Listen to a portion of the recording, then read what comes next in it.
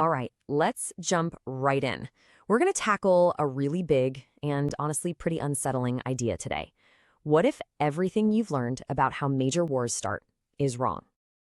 You know how it goes in the history books, right? War starts with some big, dramatic moment, an assassination, an invasion, a single bang. But what if that's just the last scene of a much longer, slower movie? What if the real fight actually starts way earlier and way more quietly, with something as simple as a blockage? And that's the whole idea we're diving into. The shooting, the battles, that's just the tip of the iceberg.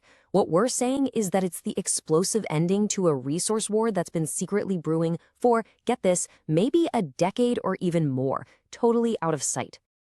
Now, this is something you probably won't find in your old history textbook.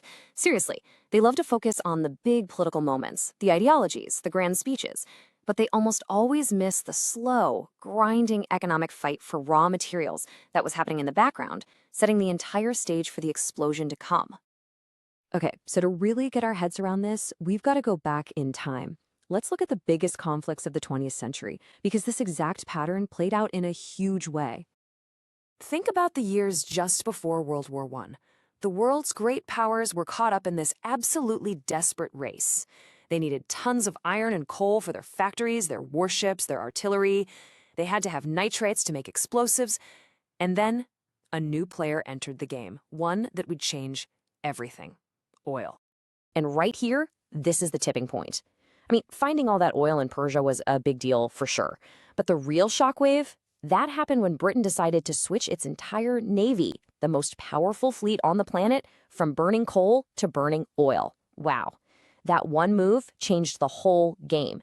Suddenly, every other nation looked around and realized, oh man, if we want to be on top, we have to get oil. And just like that, the resource war was on.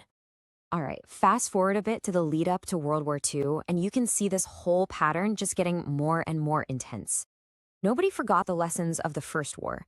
So in the 1920s and 30s, that scramble for resources became way more frantic, way more obvious. This basically shows you the shopping list for anyone who wanted to build a modern military back then. You needed oil for your tanks and planes, right? Iron for every single weapon, rubber for all the tires, bauxite to build your fighter jets out of aluminum, and special stuff like nickel and chromium for tough armor. The bottom line is, without this stuff, your army was just a bunch of guys standing around. And that's what drove countries like Germany and Japan to do whatever it took to get their hands on it. And this really gets to the core of it, the final trigger. It's easy to say it was all about ideology, but for them, it felt like it was about survival. I mean, think about it. When the US hit Japan with an oil embargo in 1941, it cut off 80% of their oil. 80%. That's not just a policy, that's economic suffocation. From their point of view, going to war became this desperate last-ditch gamble they felt they had to take. So when you step back and look at both world wars through this resource lens, something incredible happens. A clear pattern just pops out. You realize they weren't these totally separate, unique events. Nope, they were both the result of the same predictable four-step process. And here it is. Here's the blueprint. Step 1, a nation starts to industrialize. Its power starts to grow. Step 2, because of that growth, its need for key resources absolutely explodes. Step 3, it starts trying to hoard those resources. Using colonies or special trade deals to lock down its own supply. And that, of course, creates scarcity for everyone else. And then step 4, a rival nation gets cut off from something it needs to survive, and all that economic pressure finally blows up into a full-blown war. Which, of course, brings us to today. And this is the million-dollar question, isn't it? Is this exact same blueprint playing out right now, just with a totally different set of resources? I mean, look at this. The parallel is just striking. The fundamental needs haven't changed at all. Back then it was oil, now it's a scramble for all kinds of energy. Oil, gas, even renewables. They needed iron and rubber, we need rare earth and lithium, the literal building blocks of all modern tech. They used colonies to get their stuff, we use incredibly complex global supply chains. And the good old naval blockade, yeah, that's just called export sanctions and tariffs now. The game is exactly the same.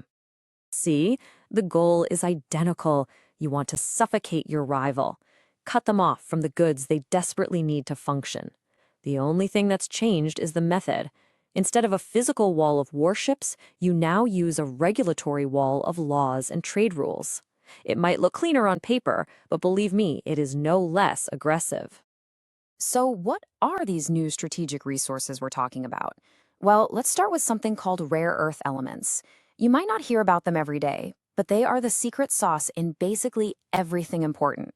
We're talking missile guidance systems, the motors that power electric cars, the process of making computer chips, the advanced sensors our militaries depend on. They are, without a doubt, the foundation of all modern technology.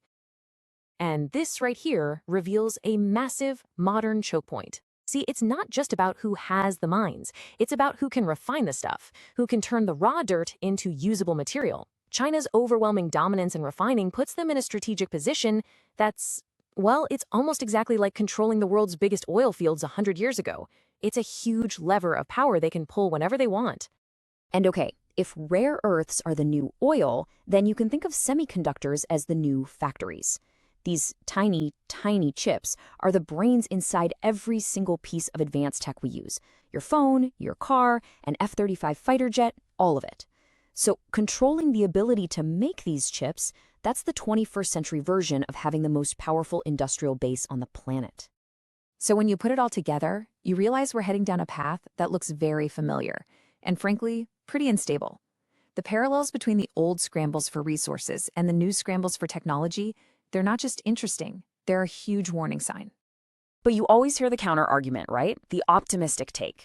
Oh, our global economy is just too interconnected now for a major conflict. We all depend on each other too much. It could never happen. Yeah, here's the really chilling part. That is exactly what people were saying in 1910. The decades leading up to World War I were seen as the first great age of globalization.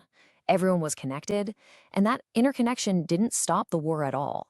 It just gave countries a whole new set of economic weapons to fight with before the shooting started. So, where does that leave us today? Well, if we go back to that 4-step blueprint, it really looks like we're deep into step 3, hoarding and scarcity. Just listen to the words we use now: decoupling, friendshoring, economic security. What does all that mean? It's all about building your own protected club for supply chains and making sure your rivals are left out in the cold.